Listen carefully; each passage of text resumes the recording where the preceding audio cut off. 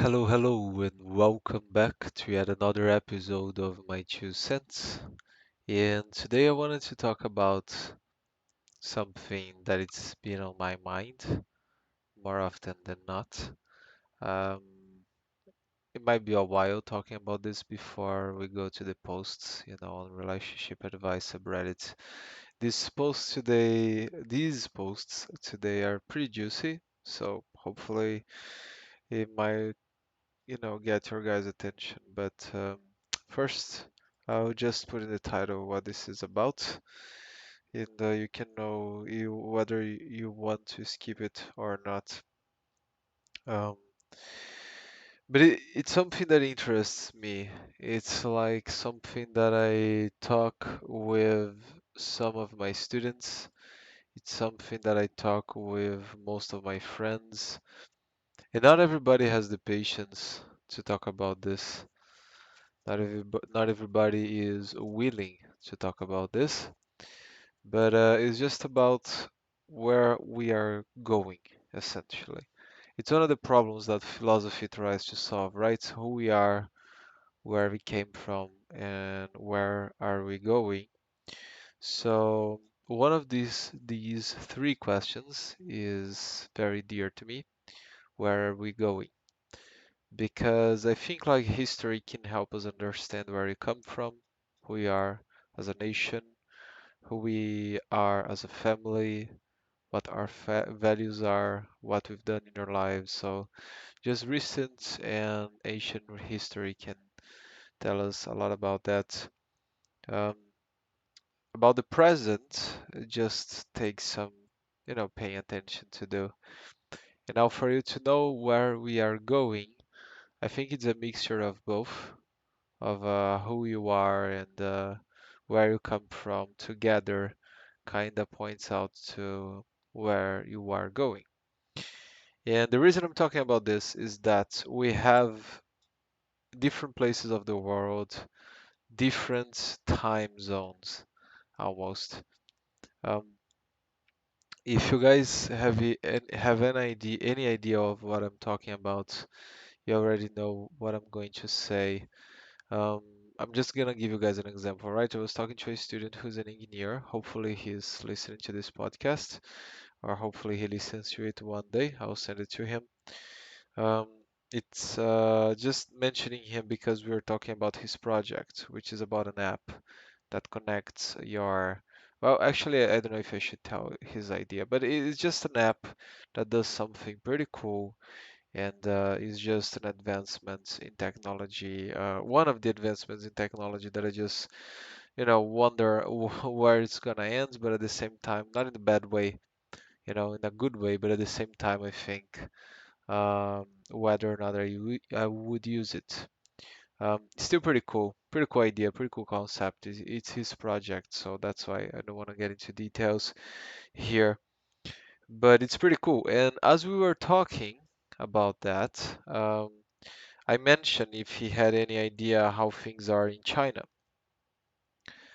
because I don't know much about Korea or Japan, and I barely know much about Brazil, my own country. But from what I gathered, it's difficult to gather and to get information about China. But I talked to some people there. I have WeChat, if you guys don't know what that is. It's basically a WhatsApp that Chinese people usually like to use.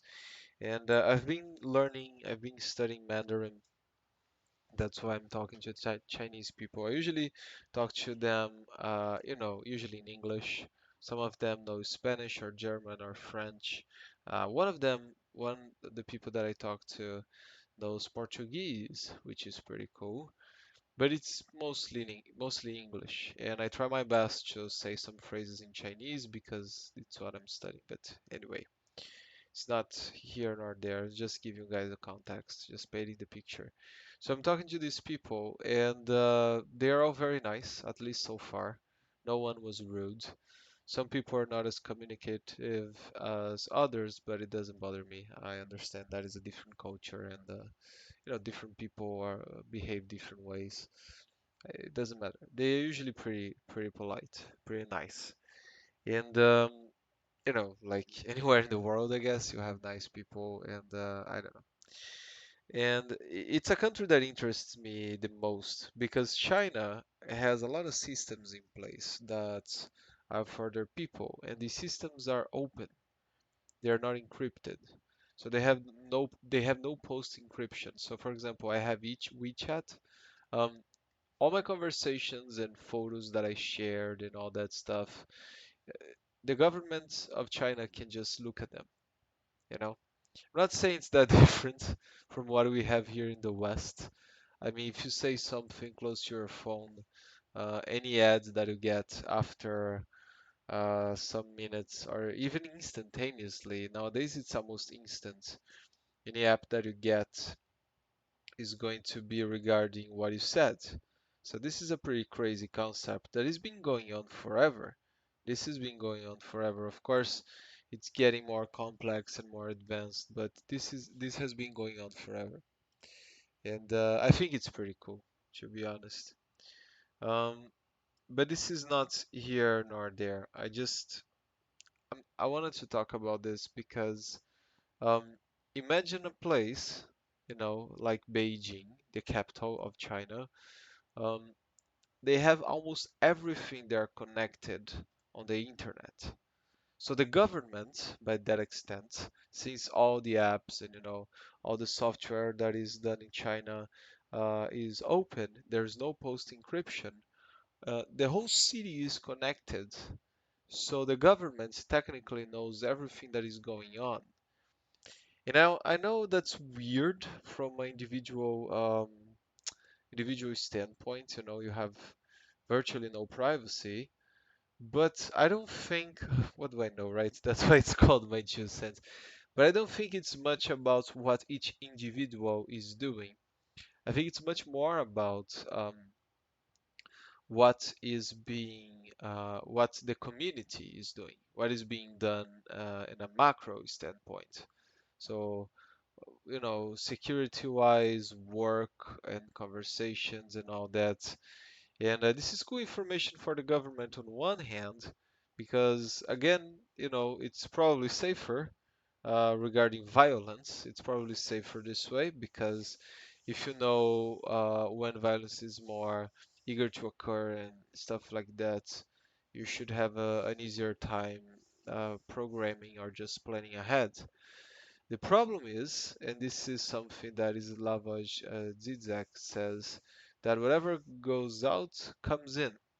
So you're giving information out, but at the same time, it's easier for you to get information in, not necessarily information that you wanted to get, meaning we might get manipulated. We come on, we are manipulated here in the West, right? Um, Whenever you open your phone and you see the ads about the thing you mentioned, like maybe you mentioned Disney, like I'm doing right now. I have my phone on my hand, so maybe later today I'm gonna see an ad giving me, something to some travel tickets or some scheduling, something that has to do with Disney. And this is just wonderful in a way and terrifying in another way. Most people think it's just terrifying, but in any case, I just think it's interesting. And this all have to do with AI, and it goes back to the discussion that I like to a discussion that I like to have that talks about where are we going with this? Like how much of this is controlled by humans and how much of this is just controlled automatically? And what are the repercussions of doing something like this? Like, um, I don't know. It's just crazy to think about. So I was talking to this girl that lives in um, actually I forgot her district, but anyway, she lives in China, and she was being very sweet, exchanging a lot of information, helping me with my Chinese and such. And with my Chinese, listen, I have no Chinese. I still suck. All right. Um, my Chinese is no good. I'm still learning, but anyway, just for context sake, um, I was talking to this girl, and she mentioned how over there they have like this social thing. I don't know if you guys ever watched Black Mirror, but I have this social thing where all the actions that you take, and I don't know if every single one of them, but a lot of what you do has a result on this app. Let's call it an app or software or whatever it is, surveillance thingy that just gives you or takes points out of you. So if you're rude to a clerk in a store, you're gonna take points. You're gonna get points taken off of you. And if you are polite, you're gonna gain points. And this point system works, um, and it gives you all these liberties or censorships. It might prevent you from getting a house. It might prevent you to get into the college that you wanted. It might prevent you to go see a play. I don't know. I don't know its limitations, but it's crazy to think that an episode of the Black Mirror is already a reality. If you ever watched this series, you know that there's a lot of similarities, but there's a big difference between being a similar thing and being a real thing. I think being real is a little scarier than just being similar. Being similar is scary enough, in my opinion. And it's crazy to think about that. So I think if you're an engineer or a programmer, you should absolutely at least try to understand what's going on in China. I mean, I don't know if it's true. I didn't have anyone so far that could confirm that to me, but it's like Beijing doesn't have gas powered vehicles anymore. It's all electric. So imagine a city that is all connected by Wi-Fi. It's all electric. It's all being, you know, controlled in a way by the government. It's crazy. It's crazy for me to think, and it kind of explains how they can be so organized. I mean, I don't think it's good for the individual to be. I don't even think imprisoned is the word. Like again, the people that I'm talking to, of all the things that we hear about China, I'm talking to a lot of Chinese people, and they seem fine, intelligent people who are learning other languages, and they have dreams, and a lot of them leave the country. So I don't know enough to say. You know, it's not by just talking to a dozen of different people that I'm gonna know exactly what goes on throughout the country. I know they want to take control over Hong Kong, and I think it's cute how people in Europe are just outraged by that when Hong Kong is just become this separate thing because up until not that long ago, it was a British colony. So it's like France giving people a hard time. Like, really, dude, just yesterday you guys had all these colonies in the African continent. How can you possibly blame someone for something? Anyway, and again, these countries, you know, Europe, and even here in America, North America, South America, doesn't matter. We like to judge China for everything, and yet we buy everything from them. So how, I don't know. It's very, very hypocritical of a lot of governments and of a lot of people. Like, hey man, fuck China, no, fuck this Chinese virus. Then the person has an Apple phone who that was built there, or this person has a Nike shoe or a Adidas T-shirt, or even worse, they have like a Xiaomi phone, a Xiaomi watch, or a Xiaomi computer. And please don't understand me incorrectly. Like I have Xiaomi stuff. I have no problem buying Chinese products, but I'll never say, you know, fuck China. They need to pay for what they did. I do understand that they're being kind of how can I say this? The origin of coronavirus is still unknown. So there is still a very small possibility that they did it on purpose, but it's small.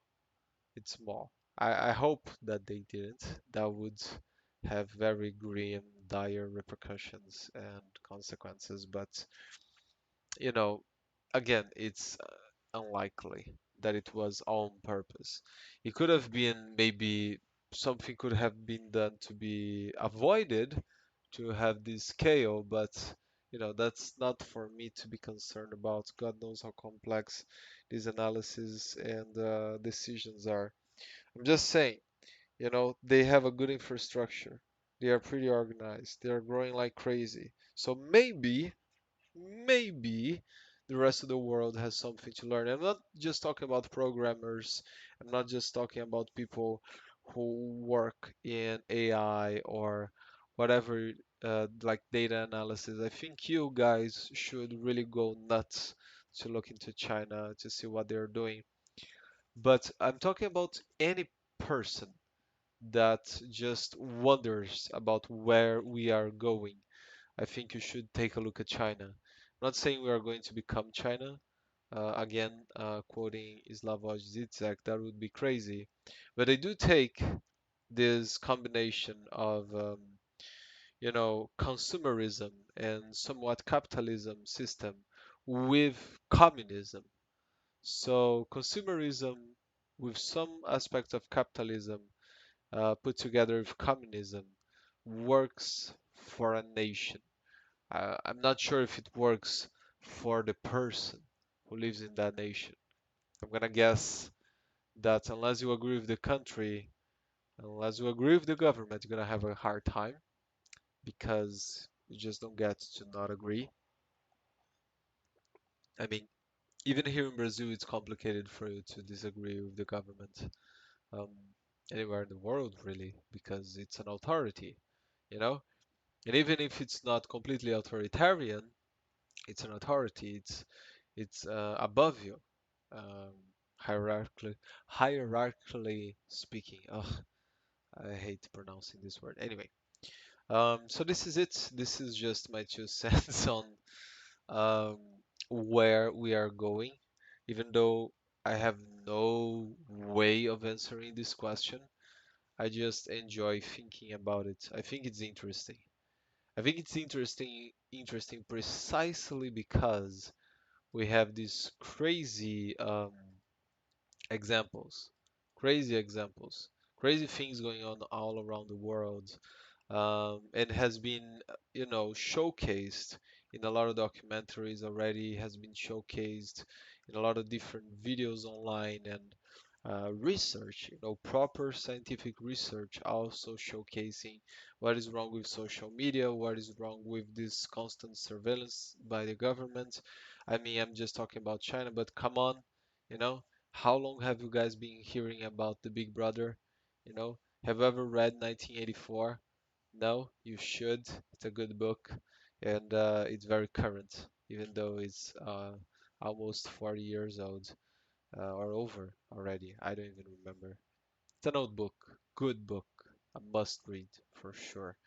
Um, Talks all about Big Brother and the problem that you guys have with being surveillanced all the time. Because again, what goes out comes in. So yeah, giving your information out to the government can make, difficult financial situations hopefully better, if that's the intent, the government's intent. um, could make some places that are not very safe safer because it would be easier to just, coordinate and organize to up security in places that have more recorded crime.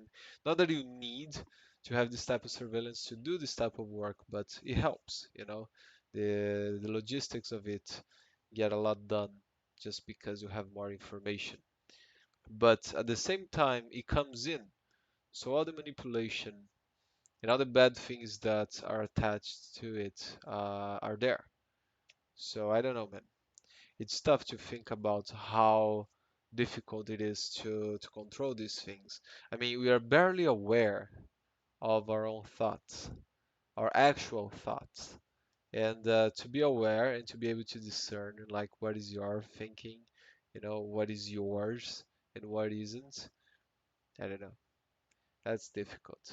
Certainly not everybody that I know that is able to do that.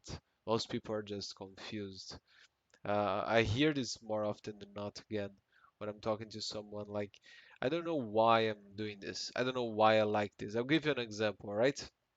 I just told you guys that I have a Chinese product I have a Xiaomi phone and a Xiaomi watch, and Xiaomi is pretty accessible. Cost benefits is pretty good, and I don't know. I nowadays I am comfortable financially speaking. I could maybe buy something more expensive um, without suffering any consequences. Like I could buy the latest Apple phone. And here in my country, that's not as easy because the taxes are just crazy in these products. But yeah, it would be possible. All right, let's just leave it at that. But I don't because it would cost at the very least 3 times more of what I spent in my Xiaomi phone. So why would I do that? When this phone that I'm currently holding, you know, this phone already has everything I need. It has a good camera, it has a good memory, it has a good processor. Um, it has more than what I need. Literally, it has way more than I would ever need, and it's a third of the price of an Apple phone. So why would I buy an Apple phone? Because listen, I get it. For design programs and software, for people who work with art, uh, it's a lot better. You know, Apple just has better software and software that runs better because the iOS has a closed system, so it's not just anyone that can do it. You have to buy it. So it takes more dedication. It's done for that system alone, in that device alone. So it just works better. You don't need as much of a processing power. You don't need as much, and it takes a smaller toll on your phone. Usually Apple phones last longer. I get all that, all right? I'm not an idiot. I'm just saying it does not justify the price. I would get it being like double the price. I would even get that because maybe an Android lasts 2 or 3 years, whilst an Apple phone could easily last for more than 5 or 6 years if you take good care of it and if it doesn't get stolen, which here in Brazil, those things are very possible, especially the last one. Um, but still, it's not worth 3 times the price. It's just not. The maintenance is more expensive. So if you need to fix anything, you're gonna have to spend a lot of money. So that just doesn't make much of a sense to me. Doesn't make much sense. And it certainly doesn't make much sense when a person that makes less than me, which isn't much, but again, comfortable lifestyle. When a person makes less than me buys an Apple phone, I'm like, what? And when they buy the latest model, I'm like, what the fuck? W- Why? It's not that, it's not just that this person has no idea how to handle money, because I'm thinking of a person right now that I know it's financially intelligent to an extent, and yet it did that, and yet it bought a phone that this person doesn't need. All right, because again, it doesn't work with Instagram. This person doesn't work with YouTube, doesn't work with TikTok, doesn't work with any art related or design related or programming related device. So there's no reason to have an Apple phone. So here we come back to the manipulation aspect of things. Certainly, there was some of that going on.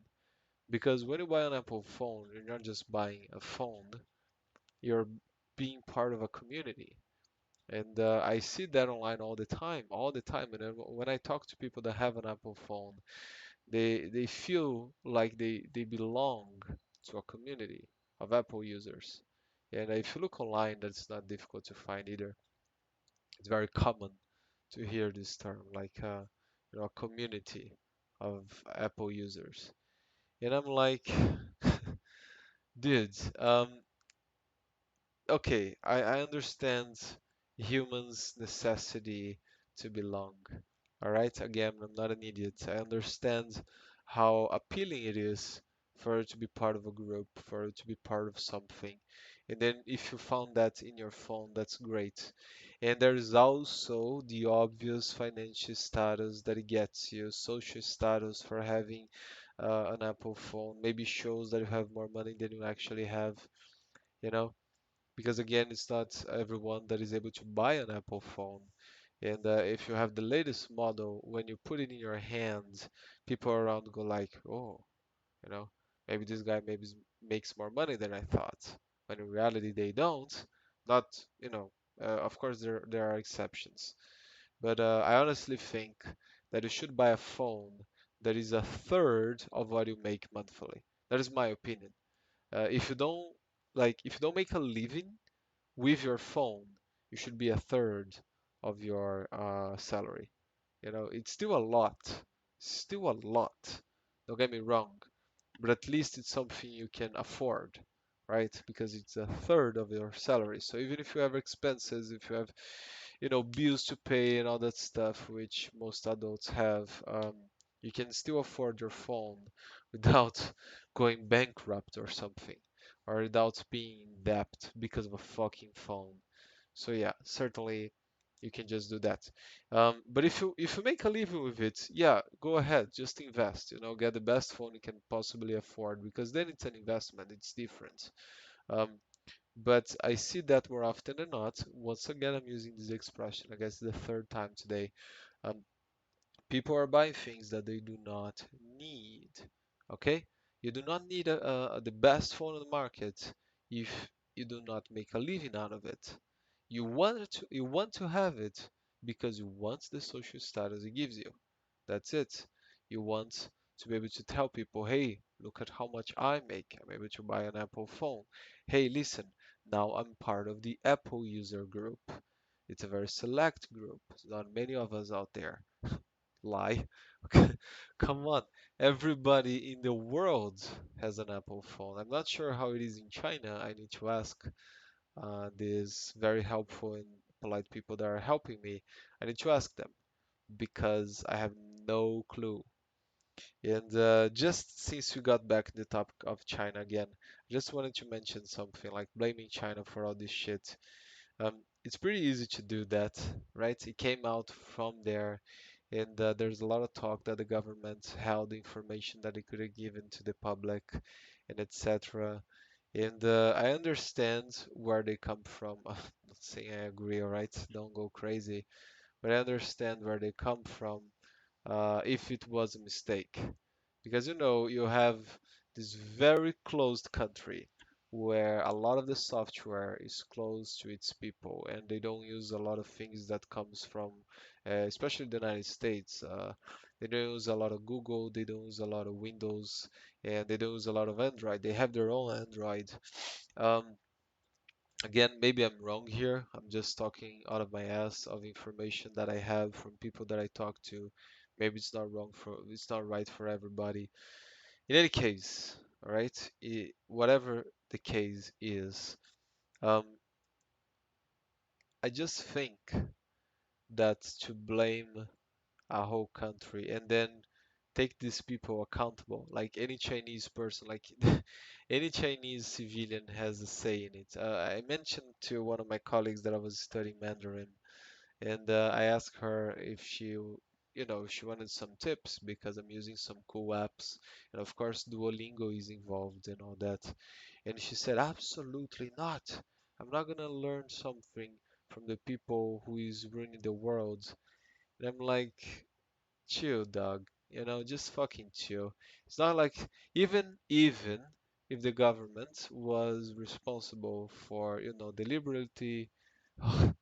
deliberately releasing and spreading the virus, it still doesn't mean that they had like a public survey, you know, and they just asked people, hey, do you want to murder a portion of the world so it would become richer? And most of the country voted yes. That's not what happened. It was an internal decision, if that was even what happened, which, again, unlikely.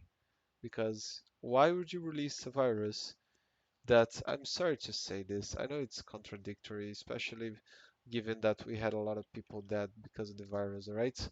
But a virus that is not like if you look at the numbers, all right, let's just say numbers here. Let's just talk fucking numbers, okay?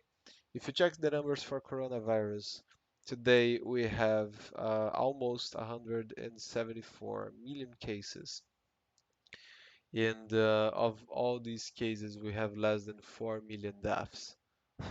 Of course, those are a lot. Okay, it's almost 4 million dead in a year and a half. It's a lot of people to die of one disease. But considering the number of cases, it could be a lot worse. So if you're going to do something on purpose, why not give the death rate of Ebola, for example, with this contagion rate of coronavirus, or even worse than that, you know? Um, I think the reason they grew is just because they were organized. And I think, yeah, it's plausible that they could have told the world about the virus sooner. But again, I don't agree, but I understand where they're coming from. They're a very close country, so they don't want to just say that something bad happened to the world unless they have no choice. Unless it gets to the point of no return, hey, listen, this is dangerous. Other people need to know about that, and then they go ahead and they make the information public. But again, it's just um, it's just speculation. I have no idea. Hopefully, for the love of God, uh, it doesn't get proved. Or, of course, if they did, I wanted to get proved. But for the love of God, I hope they had nothing to do with this. They didn't do it on purpose. This is just what I hope. It wasn't made. I just hope it wasn't made in a laboratory. For fuck's sake. I don't think this possibility exists up to this point. Otherwise, all the people researching its origin would have found that out by now. But again, what the fuck do I know? I just listen to different podcasts and science podcasts to get informed. And sometimes I read a scientific article, but I'm not an infectologist. I'm not a biologist. I'm just a guy giving his opinion. So okay, this was a big detour. So it might as well be the main event of today's podcast. I still have two things that I want to talk about though. Two posts on relationship advice. Yes, relationship advice. The best part of this shitty podcast. Hopefully, to whoever is listening. I saw that one person um, saw my last episode. Thank you. If you're listening to this one as well, you saw my last one, so thank you. Okay, that's very sweet. Very, very sweet. There's at least one person. As long as there is one person listening, when I do not, just send links to everyone else, I'll keep posting. And episode 10 and episode 5 were the episodes that I had the least amount of viewers. Maybe I just should send to people when I make an episode, and then at least I have some view markers. Harry Potter's video has more views than any of the podcasts. We know this makes more success now. 4 minute comic video, comic. Fuck it. I don't know how to speak. Okay, relationship advice. So the title is as follows. Let me just make this thing bigger. All right. After months of confronting my husband, 36-year-old male, about his increasingly close relationship with our friend's daughter, 19-year-old female, he finally announced he's been cheating on me.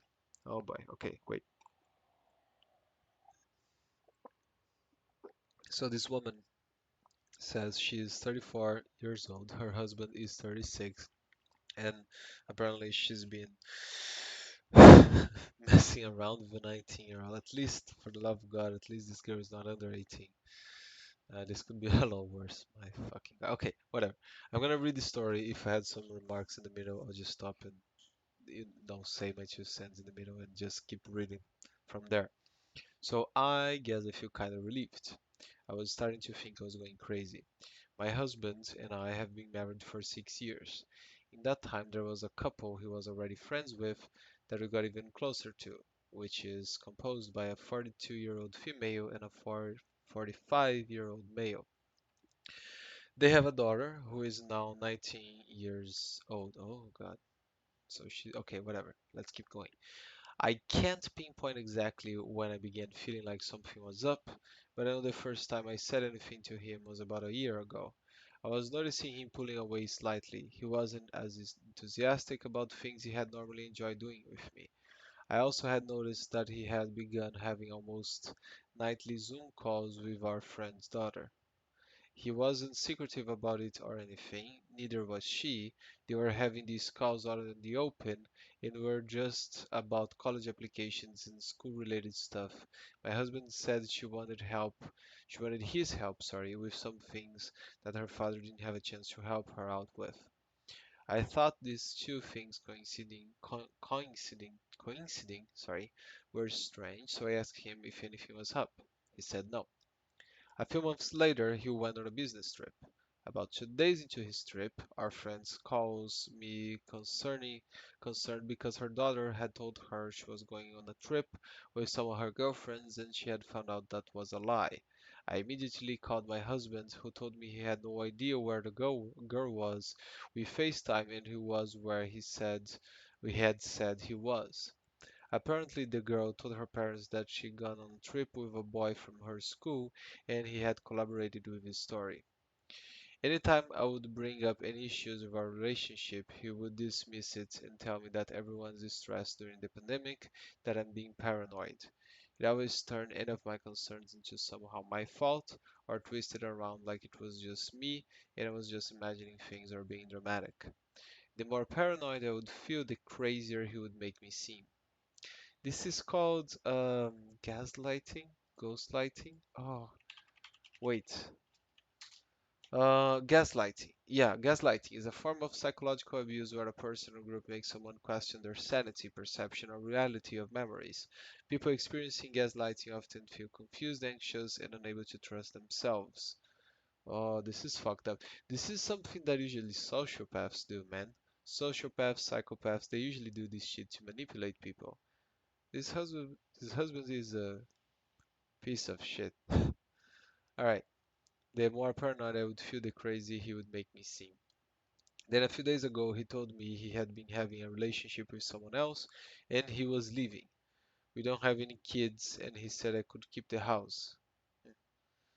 So I guess the divorce will be pretty cut and dry. I already transferred all my money out of our accounts. He didn't say explicitly that he was cheating on me with the girl, but a few hours after he'd left, her father came to our house raging, looking for my husband. We don't know where they are. Her parents are trying to figure out if she has her Snapchat location on or something so they can at least see where she is. I haven't told my family or any of my friends about this yet. Obviously, word is getting out, but I feel like such an idiot for falling for his excuses over and over. I never posted on this subreddit before, so I don't know if any of you have advice for a situation like this, or if any of you has ever are even old enough to have gone through something like this. Either way, thank you for reading all of this. Yeah, well,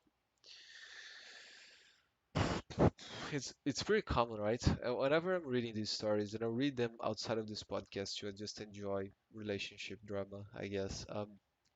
Not diminishing this woman's suffering, of course. I feel like people have this tendency of blaming themselves when their spouse or whatever their partner is a piece of shit. Like why? The person is a piece of shit because they are just a piece of shit. It's good that you found that out. Otherwise, imagine living your whole life with a guy just lying behind your back, you not knowing anything that was going on. To me, that's just worse. Finding out that the person is a piece of shit is a good thing. And it's not your fault. It sucks, it hurts, you're gonna be feeling like shit for a while, but it's not your fault. Like, I guess we feel like an idiot, but it's so easy to lie to other people. Eh, You cannot blame yourself. Like, what are you going to do? Not trust your husband? You married him, so might as well trust him. And if, you find out that he was cheating and that he was lying, just leave him. You would be stupid if you wanted to be with him after all this. This is stupidity. This you should feel like an idiot. But if you're mad at the situation and you're agreeing with the divorce and you guys are done, then you're pretty smart. You're dealing with this correctly. Um, so they run away. Okay, I don't know why, but usually men go through this. Usually men go through this, at least men that I talk to. Some of my mothers and friends, patients as well. They go through something that is called a midlife crisis, and probably 100% of people listening to this have at least heard of that. And what happens is the man sees his life getting through his fingers, getting away, and he sees himself losing control. So he wants to be in control, on control. He wants to be in control again. So this is usually what midlife crisis is. They usually buy a big car. They usually quit their job, or they found a mistress. They find a mistress, usually a younger one. Very difficult for a man going through a midlife crisis to go for an older woman, simply because they're having a hard time dealing with their age.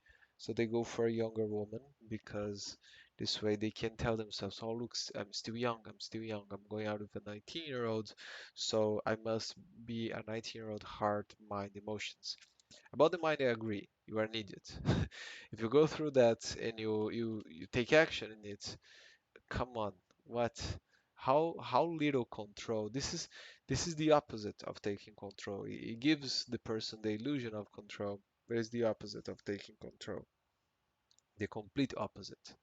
It's just it shows that you have no control whatsoever on your desire, on your actions. Yeah, of course, if the girl is younger and she's beautiful and hot and all that, you're gonna be thinking with yourself that you only have to gain from that.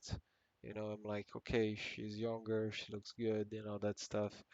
And you're gonna feel lust. And lust is something that we cannot control, but you can control your actions. So not controlling your actions in a situation like this just shows you have no control. So it's a contradiction, right? I don't think it's even a paradox, it's just a contradiction.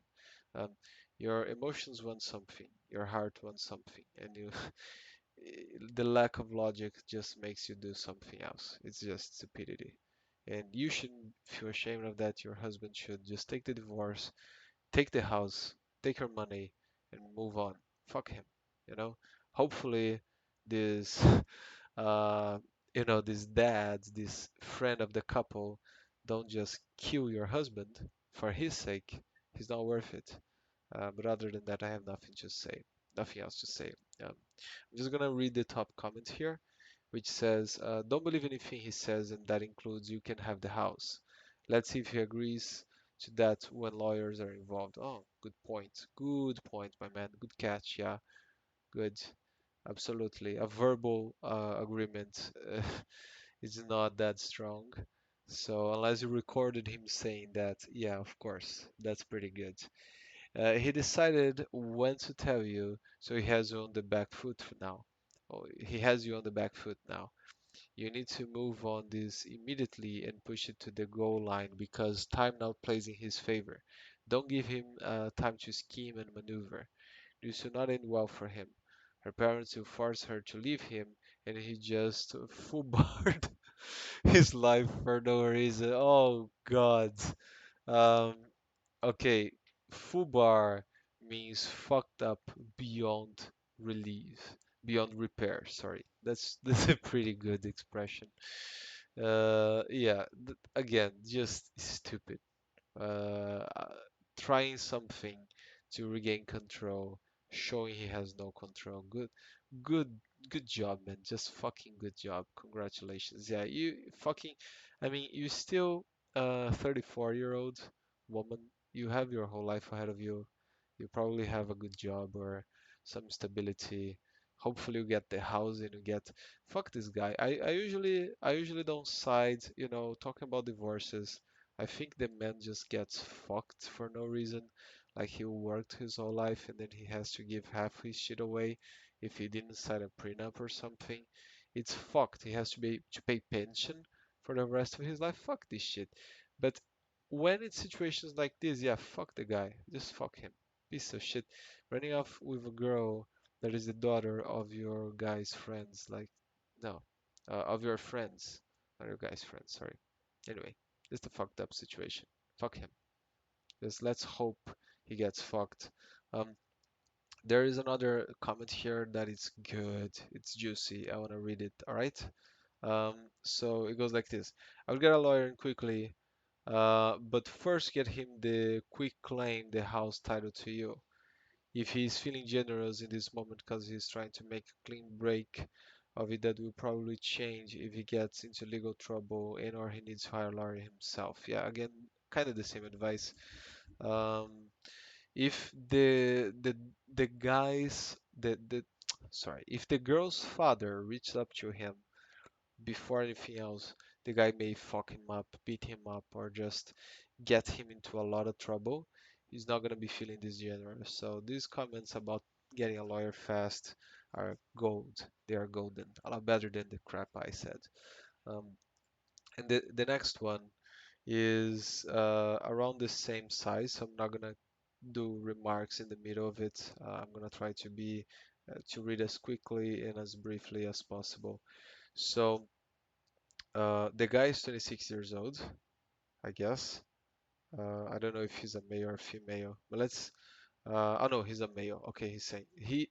Okay, the guy is a 26-year-old male. His girlfriend is a 26-year-old female, and apparently, so he's saying my girlfriend is a bit dog crazy. It's creeping me out. So let's read this. I've been with my girlfriend for 8 months. She is a kind person and is a really great person who I thought I had a future with. However, I'm starting to see some things I'm not too sure about, and I've decided to create a throwaway and ask for you guys' help. So my girlfriend has 3 dogs. Oh, she's dog crazy. Okay, she's not going. Okay, sorry, I just thought dog crazy was an expression. So she's dog crazy. Let's see how crazy about dogs, I guess. She is. 3 English bulldogs. It's the dog with the face all bunched together for those who don't know. She treats these dogs like children. I've never had a dog, but it seems to me like it's a bit too much. Heck, my parents didn't treat me so well. Whenever we meet up for dates, she brings her dogs with her. Most of the time, she brings them in a pram. It catches a lot of attention and not always the good kind. We've not been alone without the dogs since the start of the relationship. Her dogs apparently don't walk too long, so they enjoy these so-called pram rides. I guess I would too if I had someone ferry me everywhere I went. The next thing is that she makes meals for the dogs, like actual meals. She cooks broth and makes chicken, steak, turkey, whatever. By the way, she doesn't make me such meals or anything. Of course, there's jealousy involved. Not saying this girl's behavior is normal, but of course there is jealousy involved. She gets the finest ingredients, and it really looks quite appetizing. Apparently, her dogs don't eat normal kibble. Okay, of course, they've developed a taste. They've developed a taste. They're just like us, man. If you give them just fucking that shitty dog food all their life, not gonna complain. But if they ever eat steak, they're gonna eat your leg instead of eating dog food again because they're not idiots. Okay, they got a taste for the thing. They got a taste for the finest meals. Okay, let's continue. Whenever we go out to eat, she needs to bring the dogs with her. So we need to find places which cater the dogs, or sorry, which cater to dogs, and it's quite hard. Furthermore, she makes sure these places can make food for the dog. Like last week, we went to a steakhouse. Which served a doggy steak. She even makes me pay, which I find really weird. Oh God. In her car, I'm sorry, this is too good. In her car, she has converted children's seats into dog seats. This guy is cheating with us. Not possible. Into dog seats for their safety. I don't know if this is creepy, but it all seems odd to me. What the fuck is this girl going to do when these dogs die? Is she gonna kill herself? Jesus, man. Okay, let's continue. Lastly, when she works, she doesn't leave the dog alone. I'm gonna guess the dog's alone. She puts them in a daycare which costs her 90 a day. This is absurd. I have a friend that does exactly that for one dog. So I know some people just go insane. People that don't have kids and in some level they wanted to have kids, they just go crazy with pets. She has no form of savings. She leaves paychecks to check. Sorry, she leaves paycheck to check to allow her dogs to live such a luxurious life. If anything, I suspect she's in debt. Add the other things normal dog owners do, like buy expensive toys and let the dog sleep on her bed. I actually met her ex, his friend's friend, and we met up in a party. I asked her why he broke up, and he told me, isn't it obvious? I asked him, I guess, this guy's meant. I asked him why he broke up, and he told me, isn't it obvious? Sorry, guys. She's a crazy dog mom who spends more time posting about her dog than spending time with him. I think he was exaggerating, but it really opened my eyes, and I'm not sure what to do. I'm actually her fourth priority, and it's a bit unnerving. What should I do? Too long didn't read. My girlfriend spends a lot of time and money on her dog, and I find it weird. On her dogs, again, it's three dogs, right? Three dogs? Yeah, so my girlfriend has three dogs. Yeah, it's true. God damn it, this was good, man. This was gold. Like I forgot how funny this is. So, okay, I mean, I don't know. If you don't like the dogs, just leave the girl. You're young. You've been together for 8 months. You have zero to lose. Just find a normal girl, um, and go out with her. I mean, let's see the top comments. Just waited to find out she probably paid for them. English bulldogs almost always have to be delivered via C-section. Those dogs are not cheap. Yeah, I mean, this is just adding to the comedic part of this crazy ass story. Oh man, some people, I swear to God, like I think I'm an idiot, but when I read stuff like that, I'm like, no, I'm okay. Just another comments. I think you have to be on the same exact wavelength as a person bringing dogs in a pram to be fully okay with it. Yeah, I mean, she has to find someone that is just crazy about dogs as she is. You clearly are not, and you're a little bit jealous with reason, okay? Not taking reason away from you, my man. You're a little bit jealous because you get less attention than dogs. If you're getting less attention than dogs, like having less attention than kids, I understand. But having less attention than dogs, I do not. It doesn't make sense to me. It just sounds stupid as fuck. Sorry to say. Well, I mean, this was it. Philosophically speaking, you guys should look where you came from, who you are, and where you're going. History helps with the first one. The second one, maybe yoga, meditation, maybe just get off your phones for a second. And then the third one, I think, looking at other sides, other parts of the world, such as China, where things are pretty developed, could get you an idea. Where you are going as a person, who knows? That's pretty personal. But where you're going as a species, internet programming, data analytics, internet, and then maybe some AI throw in the middle, and then more AI and AI and AI in over 50 years from now. So, and relationships, crazy dog owner, you know, almost pedophile husband, just some great shit in today's podcast. And of course, I just gave you guys my 2 cents. So hopefully, you guys have a great week, have a great life, and whatever the fuck you do, take care.